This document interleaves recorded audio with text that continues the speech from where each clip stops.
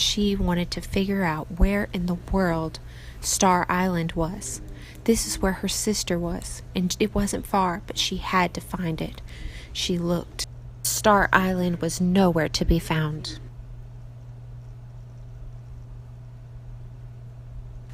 Lala continued to look for Star Island when another person came into the cabin. She recognized him from the park. It was the man that would not let her play with his boat. He spoke to her quietly. "Oh, so you're the girl from the park that kept trying to steal my controller."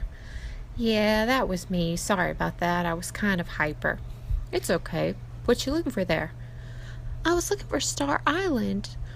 "Why? There's only one person that lives there." "Exactly. That's my sister." "You're Lala?" "Yeah. How do you know that?" "I know your sister. She and I are really good friends." "Well, then you must tell her I'm trying to get a hold of her." "I might do that for you." They continued to talk about random things and her sister, but he really would not give much information, and she was wondering what he was hiding.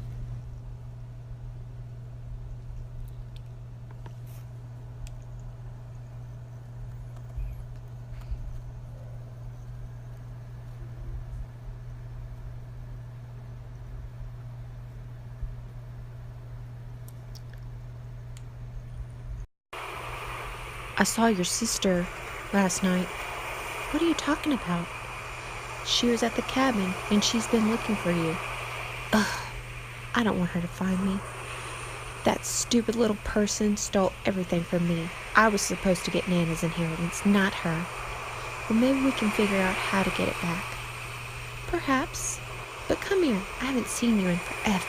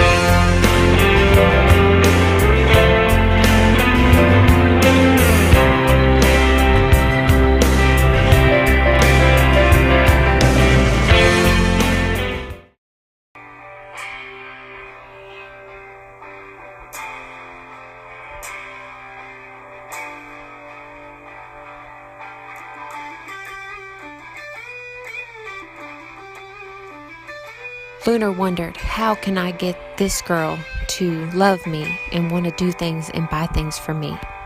He arrived at the pet shop and he talked to his friend Julie and convinced him to let her have one of their most expensive puppies in trade for free meals at the restaurant for a month. She agreed.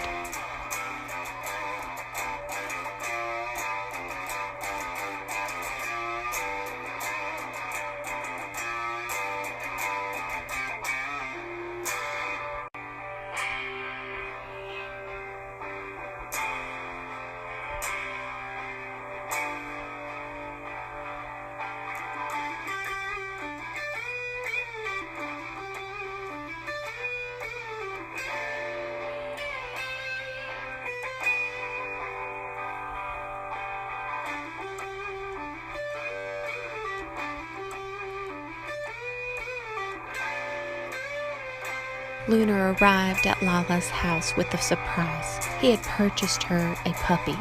He knew she loved dogs, and he knew she must be lonely living in this new town. Also, it was an ulterior motive to get her to buy him that new house he wanted.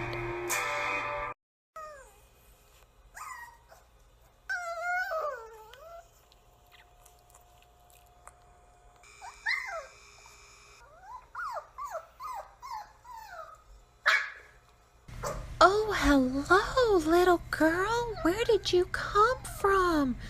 You are so beautiful. Lala played with the puppy and Lunar entered. What do you think? You bought me a puppy? That is so sweet. Thank you so much. I've been missing puppies and dogs, and all of my family members have pets, and I was starting to get like I needed one. Well, I figured it would be a nice surprise. Wow, you are something else, man. I really appreciate you. It's no problem. We're friends now, right? Yes. Thank you so much, Lunar.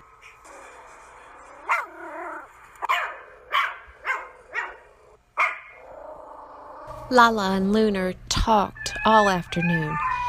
He told her about his parents, and he talked about how he started the restaurant. He told her how his parents invested in it and bought it for him. She told him about her parents and how she was going to go visit them soon. They talked and talked, and they were really enjoying each other's company. They played around, they gossiped, they watched TV. They became friends, and she still wasn't sure if she liked him in a romantic way. The kiss that they shared was pretty good, but it wasn't magical like she expected her kisses to be.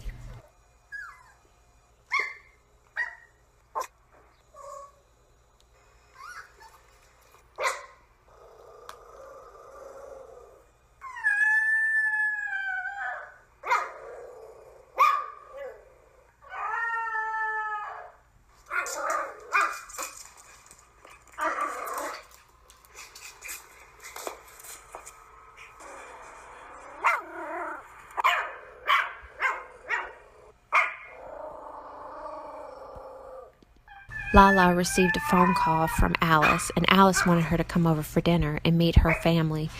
Lala was excited to meet some more people, and she really respected Alyss, and she wanted to see what her house was like and everything. From the street, Alyss's house looked enormous. Possibly the biggest house in Simtown. She wondered because Alyss did not dress like a rich girl. She seemed just a plain old girl that liked to play video games and play with her cats and visit with her husband. Very simple, but not rich.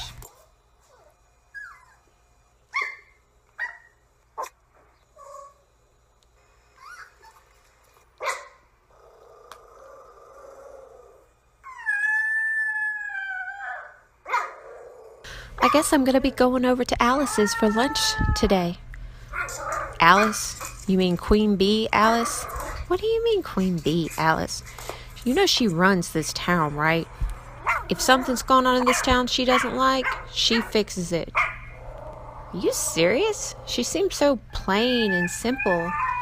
Girl, you have no idea. I would dress kind of sophisticated going over to her house. They're pretty much royalty. That's good to know. Thank you for the tip. I guess I need to get ready to go over there, but we'll see you around? Of course, darling. I'll see you around.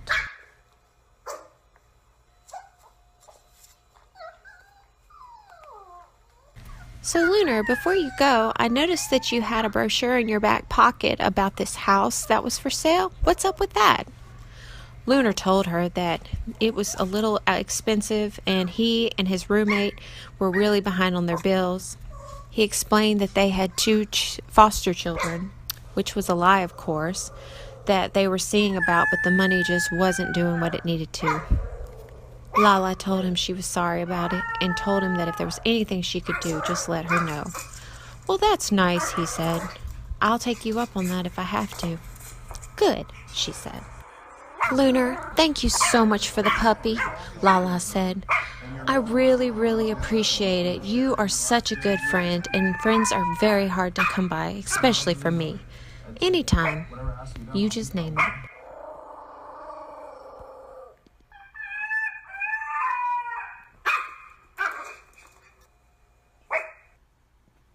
Ben was talking to his children. He was trying to explain to them that adults sometimes had to do things that were not ethical in order to make money. And you have to scam people to do that? Why don't y'all just get another job? It's not that easy, darling. Adults. Lala arrived at Alyss's house. It was enormous. Oh my goodness, it looked even bigger up close. Alyss greeted her wearing her cute ponytail but plain clothes. They chatted about the enormous house, but Alyss remained humble about how awesome and huge it was. They sat around and made small talk. Lala learned that the other girl that looked exactly like Alyss was also named Alyss too. Apparently, when those two were born, their parents split up and they both took an Alyss, and their older sister Jill ended up living with their mother Martha. She was super friendly and had such a calm aura about her. Martha was probably the favorite person that Lala had met that evening. And apparently she knew the man that was in the park trying to spread the gospel. Lala's own mother was very spiritual, so she wondered if that was why she liked Miss Martha so much.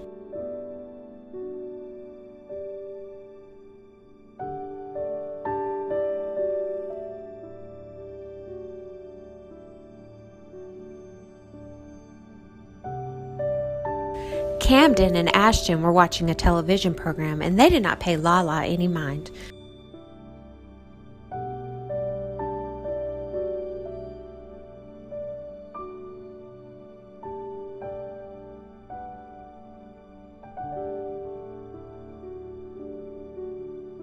Jill was deep within her book, and she seemed to make small talk, but she didn't talk too much. Alyss told her that she wasn't feeling well. Normally, she said her sister Jill was very bubbly and upbeat and usually was the life of the party.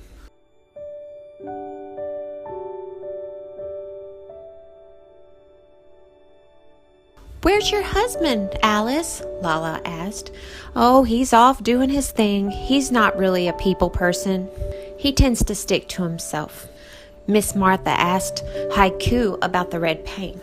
Haiku told her it was for AIDS awareness, and that even though they had found a way for the disease to be more manageable, people still needed to donate funds. Lala loved her spirit, and she recognized her as the girl doing Tai Chi in the park. Later on, Lala challenged Haiku to a ping pong match. Lala did not hold back. She whooped her behind, her really skinny behind. She liked being around Haiku too, because Haiku seemed very peace and loving, and of course she was a vegan, and she was a true animal lover.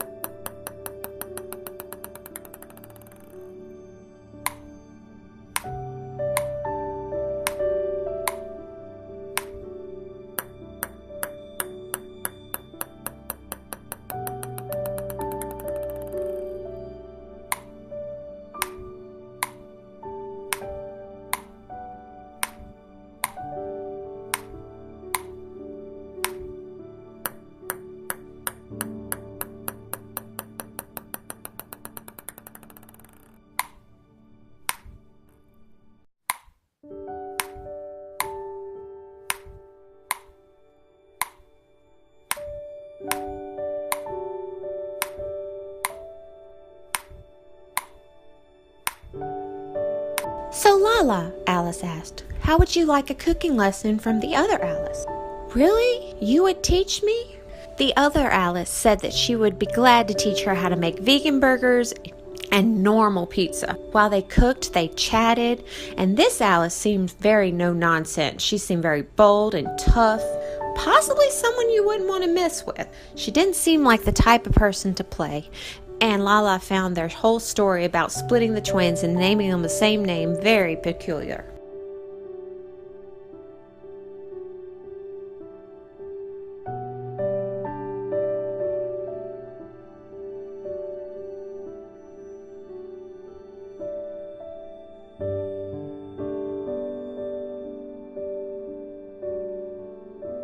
During lunch, they were all spread out in all different places in the house. They talked about the weather.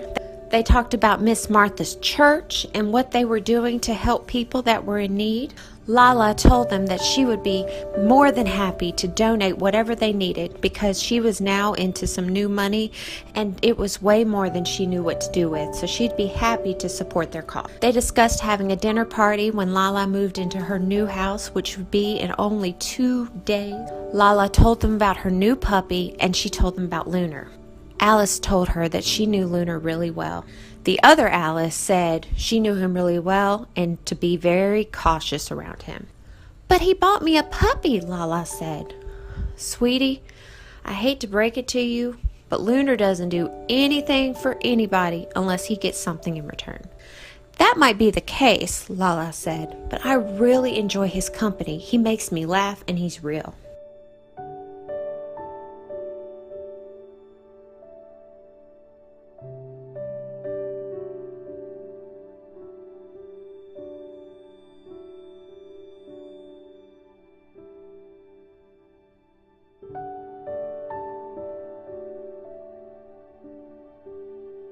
Alyss, too, found Joe, the other Alyss's husband, sitting by himself eating quietly.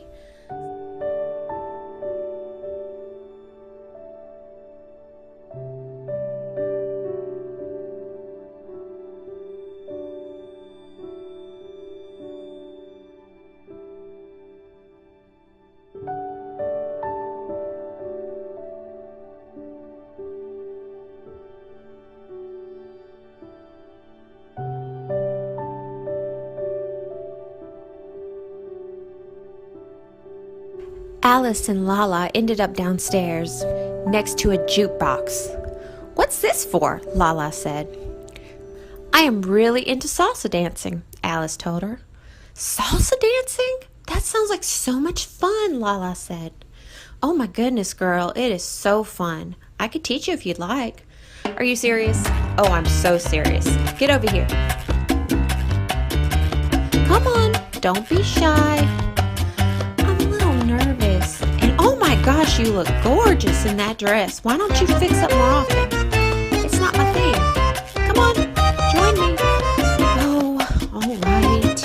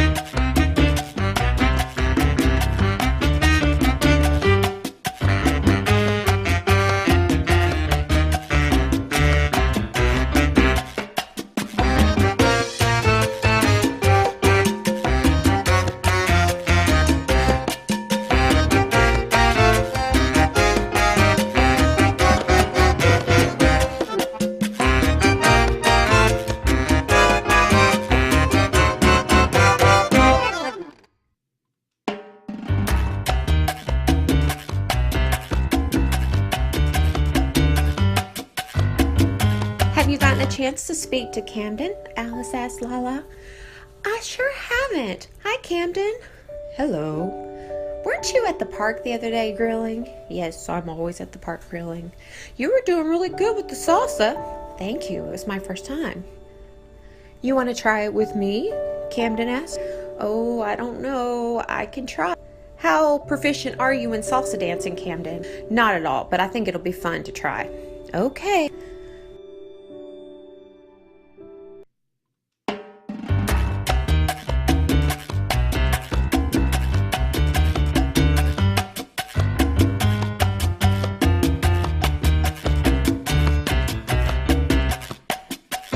Attempted to salsa, but Camden kept stepping on Lala's toes, and she would back up and shush and tell him if he did it again, she was going to wring his neck, and of course he did it again. They attempted to dance, and as they were doing their kind of salsa, the rest of the party, or most of them anyway, found their way to a radio and were dancing downstairs.